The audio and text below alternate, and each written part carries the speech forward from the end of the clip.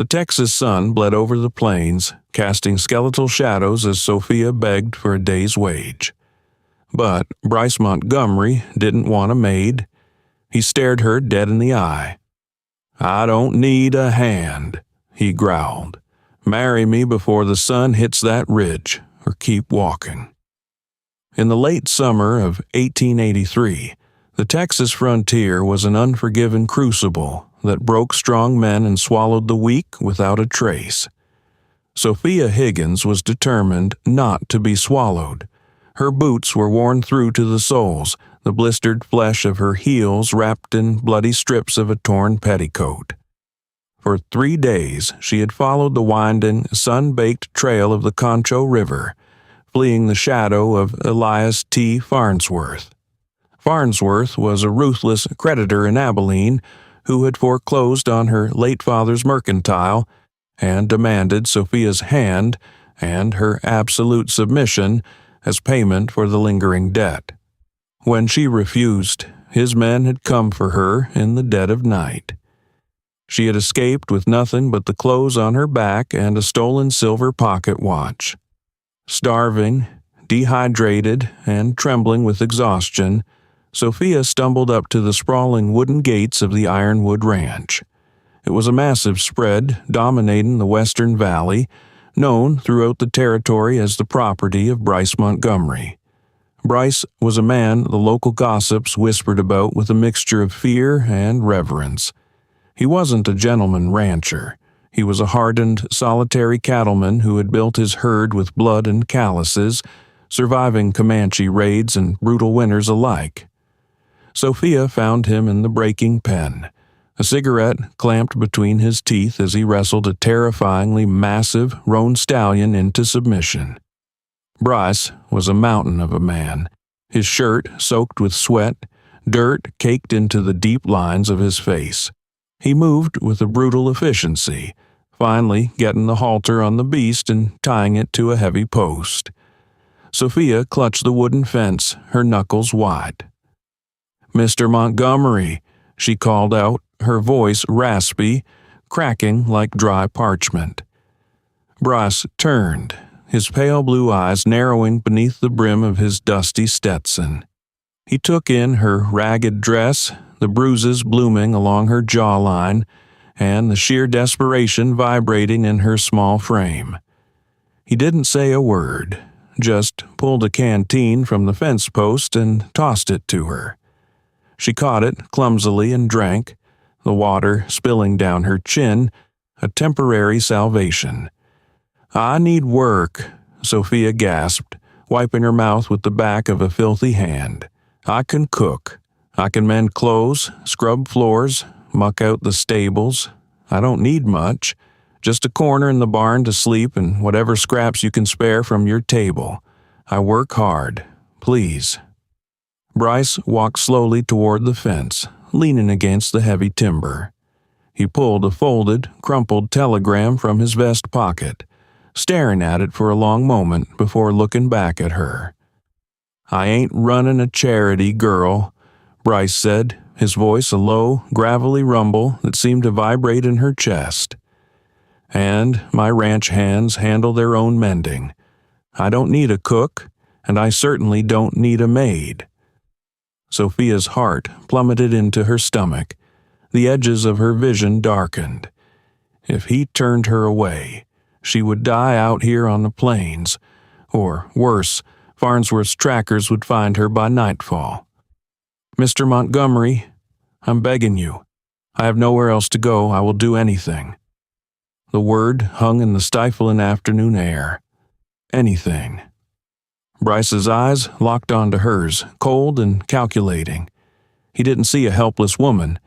He saw an opportunity, a brutal, necessary solution to a problem that was about to cost him everything he had built. "Anything?" he echoed, stepping closer to the fence. The scent of leather, horse sweat, and tobacco rolled off him. "Yes," Sophia whispered, terrified of what the man might ask, but more terrified of the desolate wilderness behind her. Bryce looked up at the sun. which was beginning its slow descent toward the jagged limestone ridge in the west. My father, Horace Montgomery, was a bitter, controlling man. Bryce began, his tone entirely detached, as if discussing the weather. When he died, he left the primary water rights for this entire valley, the lower basin, in a trust. The will states that I only inherit the deed to that basin if I am a married man by sunset on my 30th birthday. He paused, letting the heavy silence settle over them. My 30th birthday is tomorrow, but my half-brother, Wyatt, controls the local judge. Wyatt caught wind that I'm still a bachelor, and he's filed an injunction to seize the basin at nightfall tonight, claiming I've failed to meet the stipulations in a timely manner. If Wyatt takes the water, my herd dies. Ironwood dies.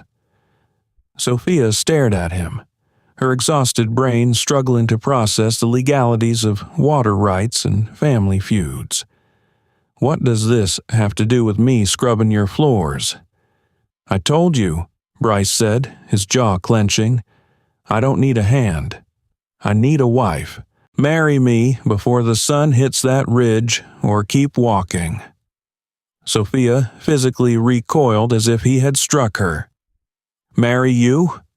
I don't even know you. You're asking me to sign my life away to a stranger? I'm offering you survival, Bryce corrected bluntly. You're running from someone. A girl doesn't show up on foot, bruised and bleeding 30 miles from the nearest rail station, unless she's a fugitive or prey. You marry me. You take my name. You become a Montgomery. No man in this territory will dare touch a hair on your head, because what belongs to me I protect. You'll have a roof, food, and security. In exchange, I get the deed to my water. It's a business transaction, nothing more. He pointed a calloused finger toward the sinking sun. We have 2 hours to get to San Angelo, find the Reverend, and sign the papers. I don't have time for hysterics or romantic notions. Do we have a deal, or do I leave you to the coyotes? Sophia looked out at the vast, terrifying expanse of the Texas brush. She thought of Farnsworth's cruel smile and the cold iron of his grip. Then she looked at Bryce. He was hard, unforgiving, and intimidating, but his eyes held no cruelty, only a desperate, pragmatic necessity. I'll do it, Sophia said, her voice shaking but resolute. I'll marry you. Get in the wagon, Bryce commanded, turning his back on her without a second glance. The ride into San Angelo was a bone-rattling nightmare. The buckboard wagon slammed into every rut and pothole on the trail, but Bryce drove the 2 draft horses at a merciless pace.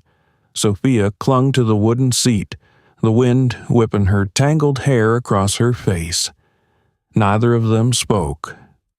The silence between them was thick, suffocating, broken only by the crack of the reins and the pounding of hooves. Sophia stole sideways glances at the man who was about to become her husband. His profile was etched in granite, his focus entirely on the road ahead. She realized with a sickening jolt that she was trading one form of ownership for another.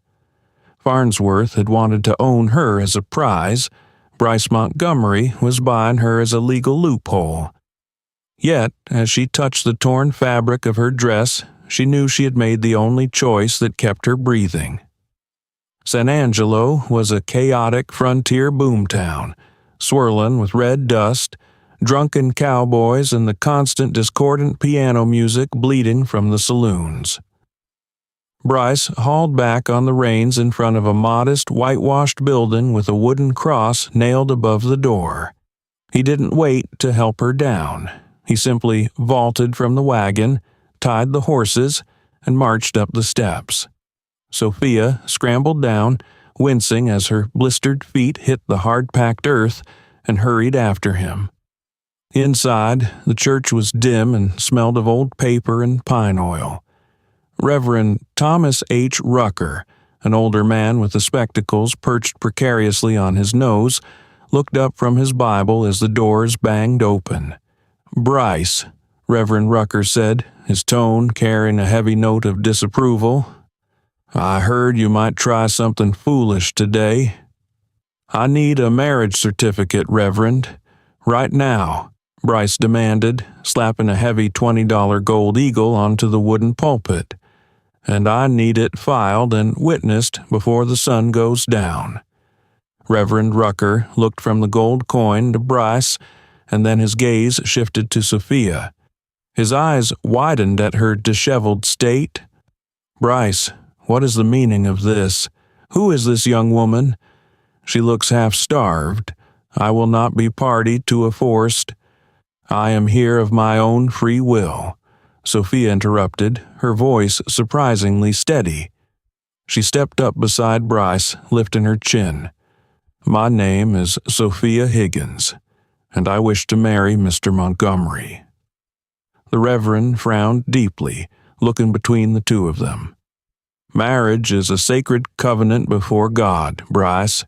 It is not a tool to outmaneuver your brother in a land dispute." "My brother is a snake who will run this valley dry and starve out half the ranchers in the county to line his own pockets," Bryce shot back, his temper flaring. "You know it, and I know it. Now, you can either perform the ceremony, Thomas, or I'll ride over to Judge Miller and pay him $50 to do it, and the church misses out on a new roof. Your choice." Rucker sighed, knowing Bryce was right. He pulled a heavy leather-bound ledger from beneath the pulpit and uncorked an inkwell. "Stand together," he ordered wearily. The ceremony was devoid of any warmth or joy. There were no flowers, no rings, no promises of eternal love. The Reverend rushed through the vows, his words echoing hollowly off the empty wooden pews. "Do you, Bryce, take this woman?" "I do." "Do you, Sophia, take this man?" Sophia swallowed hard, her throat painfully dry. "I do." "Then sign the registry, both of you." Bryce scratched his signature across the heavy paper with aggressive speed. He handed the pen to Sophia. Her hand shook as she wrote Sophia Higgins for the last time. Just as the nib lifted from the paper, a slow, mocking applause echoed from the back of the church. Sophia gasped, dropping the pen. Bryce instantly moved, his hand dropping to the heavy Colt revolver strapped to his thigh as he pushed Sophia behind him. Standing in the doorway, silhouetted against the fading, blood-red light of the setting sun, were two men. One wore a polished silver star pinned to his lapel, Sheriff Amos Decker. The other was a sharply dressed man in a tailored broadcloth suit, twirling a gold-tipped cane. He had Bryce's pale blue eyes, but his face was softer, twisted into an arrogant sneer. "Well, well, well," Wyatt Montgomery drawled, stepping into the church, his boots echoing loudly on the floorboards. "Look at this touching scene. A beautiful frontier romance. It brings a tear to my eye, truly." "You're trespassing, Wyatt," Bryce snarled, his grip tightening on the handle of his revolver. "The deed is secure. I'm a married man. You can take your injunction and choke on it." Wyatt chuckled, leaning on his cane. He didn't look angry, he looked triumphant. "Oh, I have no doubt the ink is dry, brother, and I concede the water rights. For now." Wyatt's gaze drifted past Bryce, locking on to Sophia, who was trembling in the shadows. A predatory grin spread across Wyatt's face. "But you see, Bryce, you were in such a rush to secure your dirt and your water, you didn't bother to check the pedigree of your new bride." Wyatt stepped aside, gesturing for the sheriff to step forward. Sheriff Decker pulled a crumpled, telegraph-wired bounty poster from his pocket. He looked at Bryce with a mixture of pity and duty. "Bryce, I need you to step away from the woman." Like hell I will, Bryce growled. She is my wife. You have no jurisdiction over her. I do when she's wanted by the federal government, Bryce, Sheriff Decker said heavily. Sophia's blood ran cold. She felt the room spinning. Federal government? She'd only run from Elias Farnsworth. She was no outlaw. Wyatt's laughter filled the silent church. Do you know who you just married, Bryce? You thought you were outsmarting me, but your little runaway bride here didn't just flee Abilene. Before she left, it seems she paid a visit to the Farnsworth Bank and Trust. Elias Farnsworth is claiming she cracked his personal safe and absconded with $20,000 in bearer bonds. Sophia gasped. That's a lie. I took nothing. I only ran to save my own life. Wyatt ignored her, his eyes dancing with malicious delight as he looked at his half-brother. Farnsworth is my new silent partner, Bryce, and he has offered a very handsome reward for the return of his stolen property and his runaway girl. The United States Marshals are already on their way. Wyatt leaned forward, his voice dropping to a venomous whisper. You didn't just buy a wife to save your ranch, brother. You bought a war, and I'm going to watch you hang for harboring a fugitive. The silence in the church was absolute, broken only by the sharp, metallic click of Bryce Montgomery thumbing back the hammer of his Colt .45. The sound was deafening in the small, sacred space. Sheriff Amos Decker stiffened, his hand hovering over his own holster, but he didn't draw. He was a seasoned lawman, and he knew the look in Bryce's pale blue eyes. It was the look of a man who had nothing left to lose and everything to protect. Bryce, don't be a fool, Decker warned, his voice tight. You fire that weapon in a house of God against an officer of the law, and you'll hang long before the federal marshals get here. You ain't a federal marshal, Amos, Bryce replied, his voice a low, lethal drawl. And that crumpled piece of telegraph paper ain't a federal warrant. It's a bounty note printed by a corrupt banker. Until a United States Marshal stands before me with a judge's ink on a legal warrant, this woman is Sophia Montgomery, my wife, and she falls under the protection of the Ironwood Ranch. Wyatt scoffed, tapping his cane against the floorboards. You're splitting legal hairs to protect a common thief, brother. Farnsworth will see you ruined for this. He has the capital to buy every judge from here to Austin. Let him try, Bryce snarled. Without taking his eyes off the two men, he reached back, grabbing Sophia's trembling hand. His grip was calloused, rough, but entirely steadying. We're leaving. Amos, if you or any of Wyatt's hired guns try to stop my wagon on the trail, I won't aim for the horses. I'll aim for the chest. Do we understand each other? Decker slowly raised his hands, stepping aside. Wyatt's smug smile faltered, replaced by a venomous scowl, but he too stepped back. He knew Bryce wasn't bluffing. Bryce pulled Sophia out the side door of the church, hauling her up into the wagon with a singular, powerful motion. He vaulted into the driver's seat, cracked the reins like a gunshot, and drove the heavy draft horses into a furious gallop, leaving the dusty streets of San Angelo behind in a cloud of red dirt. Night had fallen by the time they reached the sprawling, fortress-like boundaries of Ironwood Ranch. The moon cast an eerie, silver glow over the rugged landscape. As Bryce pulled the wagon to a halt in front of the main ranch house, he finally turned to look at her. The adrenaline of the standoff had faded, leaving behind a cold, calculating fury. $20,000 in bearer bonds, Bryce said softly, the quiet tone far more terrifying than his yelling. You told me you were running from a creditor. You didn't mention you robbed his vault. Sophia climbed down from the wagon, her legs shaking so violently she nearly collapsed into the dirt. Because I didn't, she cried, tears of pure frustration cutting tracks through the dust on her face. I swear on my father's grave, Bryce, I didn't take a single dime from Elias Farnsworth. Bryce stepped down, towering over her in the moonlight. Then why is he offering a fortune to bring you back? Men like Farnsworth don't spend good money chasing a runaway bride out of sheer heartbreak.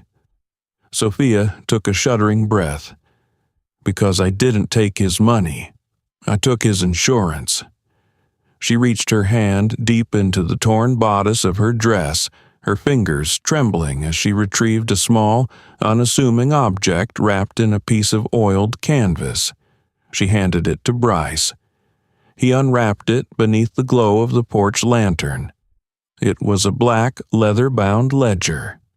When his men came to my father's store to take me by force, Sophia explained, her voice gaining strength, they dragged me to his office above the bank.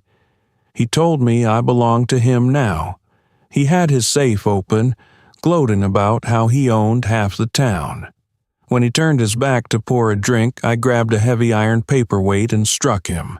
He fell, and I ran. But before I bolted out the door, I grabbed the ledger off his desk.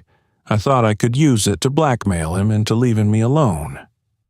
Bryce flipped open the pages, his eyes scanning the neat columns of numbers and names. What is this? It's his private shadow ledger, Sophia said. I looked through it while I was hiding in the brush. Farnsworth has been embezzling money from his own investors for years, and worse, he's been funding a gang of rustlers to steal cattle from the smaller ranches, forcing them into bankruptcy so he can buy their land for pennies. He didn't lose $20,000 in bonds. He stole it himself to cover his tracks, and he's using my escape as the perfect cover story to frame me. Bryce stared at the meticulous records of bribes, stolen herds, and illegal land grabs. His thumb traced a line item that read, W. Montgomery, Ironwood Basin and Junction, $5,000. A slow, dark realization dawned on Bryce's face. Wyatt, he whispered. Wyatt isn't just trying to steal my water. He's taken Farnsworth's money to bleed Ironwood dry so the bank can foreclose on me. Bryce looked down at Sophia. The fragile, desperate girl he had met at the fence line was gone. In her place stood a woman forged in the fires of survival, who had single-handedly stolen the key to destroying the most powerful, corrupt syndicate in West Texas.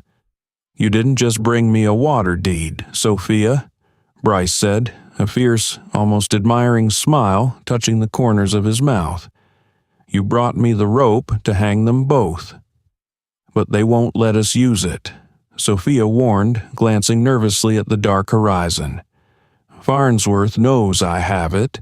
He won't wait for the federal marshals to arrive and ask questions. He'll come here to kill us and burn this book. Let him come, Bryce said, snapping the ledger shut. He turned toward the bunkhouse and let out a piercing, two-fingered whistle. Within seconds, a dozen hardened cowboys spilled out onto the dirt courtyard, rifles in hand. Boys, Bryce roared, his voice echoing across the valley. Barricade the main gate. Board up the ground floor windows. We've got company coming, and they ain't coming for tea. He turned to Sophia, his eyes blazing with a fierce, protective fire. Welcome to Ironwood, Mrs. Montgomery. Let's show them how we defend our own. The attack came an hour before dawn. It didn't begin with a warning, but with the sharp crack of a Winchester rifle that shattered the lantern hanging on the front porch. Inside the fortified ranch house, the air was thick with the smell of gun oil, sweat, and impending violence. Bryce crouched by a splintered window, his rifle resting on the sill. Sophia knelt beside him, loading cartridges into a spare revolver. She had bound her torn dress so she could move freely, her bruised face set in an expression of absolute, terrifying calm. Outside, the darkness was punctuated by the muzzle flashes of 20 heavily armed men surrounding the perimeter. Elias Farnsworth had brought an army of hired thugs, and Wyatt Montgomery was leading them. "Give us the girl and the book, Bryce." Wyatt's voice echoed from behind the safety of a heavy oak water trough in the yard. "Do that, and we'll let you ride away with your miserable life. Keep her, and we burn Ironwood to the ground with you inside it." Bryce didn't answer with words. He sighted his rifle on the edge of the trough and fired, the heavy slug tearing through the wood and sending Wyatt scrambling into the dirt with a shriek of panic. "Fire at will," Farnsworth commanded from the shadows. The valley erupted. A hail of lead tore into the wooden walls of the ranch house. Glass shattered, and the deafening roar of return fire from Bryce's loyal ranch hands in the barn and bunkhouse filled the night. Sophia kept her head down, her hands moving with mechanical precision as she reloaded the weapons, sliding a fresh Colt over to Bryce the moment he emptied his. "You're doing fine, Sophia," Bryce shouted over the din, firing twice into the darkness. "Keep down." "I didn't come this far to hide under a table," Sophia shouted back. She grabbed a loaded Winchester, moved to the opposite window, and peered through the gun smoke. She saw a man creeping along the side of the porch, holding a lit torch, ready to set the roof ablaze. Sophia didn't hesitate. She leveled the heavy rifle, took a breath, and squeezed the trigger. The recoil slammed into her bruised shoulder, but the man cried out, dropping the torch into the dirt before clutching his thigh and dragging himself away. Bryce looked over his shoulder, his eyes wide with a mixture of shock and profound respect. "Nice shot, wife." "Don't flatter me, husband," Sophia shot back, chambering another round. "Just keep them off the porch." The siege raged as the sky slowly began to bleed from black to a bruised, dusty purple. Ammunition was running low, and the hired guns were pressing closer. Farnsworth's men were ruthless, laying down covering fire while others attempted to breach the heavy oak doors of the house.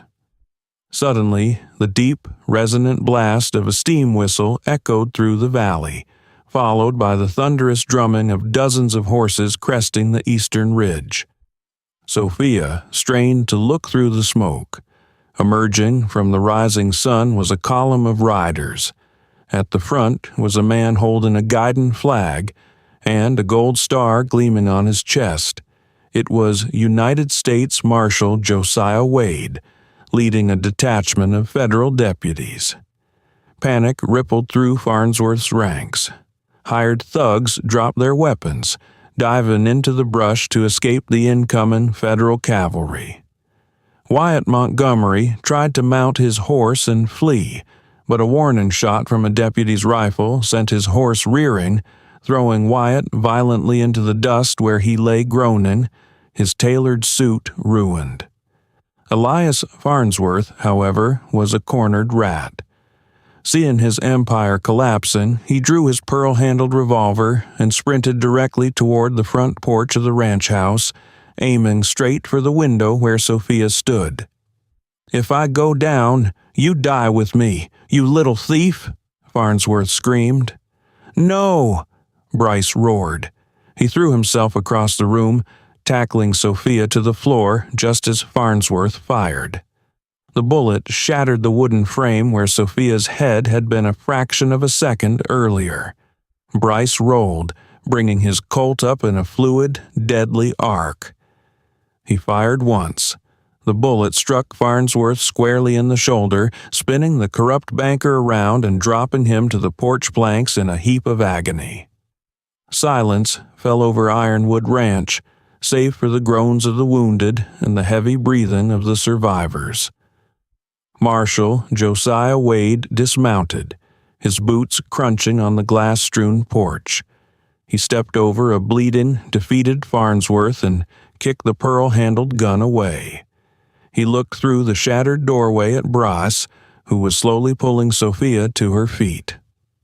"Bryce Montgomery," Marshal Wade said, his voice carrying the absolute authority of the law. "I received a telegram from a local sheriff claiming you were harboring a federal fugitive." Bryce didn't flinch. He reached into his coat and produced the black leather ledger. He walked to the door and handed it to the marshal. "You were given bad information, Marshal," Bryce said steadily. "The woman beside me is my legal wife. The only fugitive here is Elias Farnsworth. That book details 5 years of embezzlement, federal land fraud, and cattle rustling. My brother, Wyatt, is listed on page 42 as an accomplice." Marshal Wade opened the ledger, his eyes narrowing as he scanned the irrefutable evidence written in Farnsworth's own hand. Wade looked down at the bleeding banker. "Well, Elias, it looks like you've been a very busy man. Cuff him, boys, and grab the brother, too." As the deputies hauled the protesting, sobbing Wyatt and the bleeding Farnsworth away, Marshal Wade tipped his hat to Sophia. "It takes a lot of grit to steal the devil's own playbook, ma'am. You did West Texas a great service." When the dust finally settled and the lawmen rode out, the sun was fully risen, bathing the Ironwood Ranch in warm, golden light. Bryce stood on the ruined porch, looking out over his land. He turned to Sophia, who was covered in soot, dust, and sweat, yet looking more beautiful to him than anything he had ever seen. "The water rights are secure," Bryce said quietly. "Farnsworth is gone. Your debt is cleared." Sophia looked up at him, her heart beating a frantic rhythm against her ribs. "So, our business transaction is complete?" Bryce reached out, gently wiping a streak of gunpowder from her cheek with his calloused thumb. The cold, hardened rancher was gone, replaced by a man looking at a woman he realized he could no longer live without.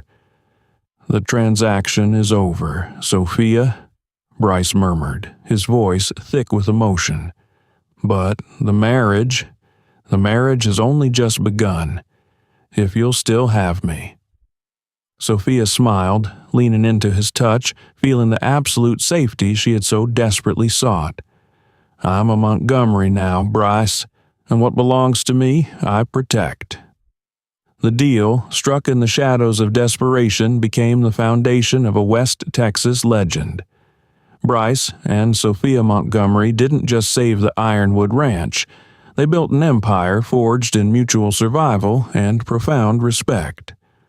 The water basin flowed, their cattle thrived, and the hasty vows spoken before a setting sun blossomed into a fierce, enduring romance that tamed the wild frontier.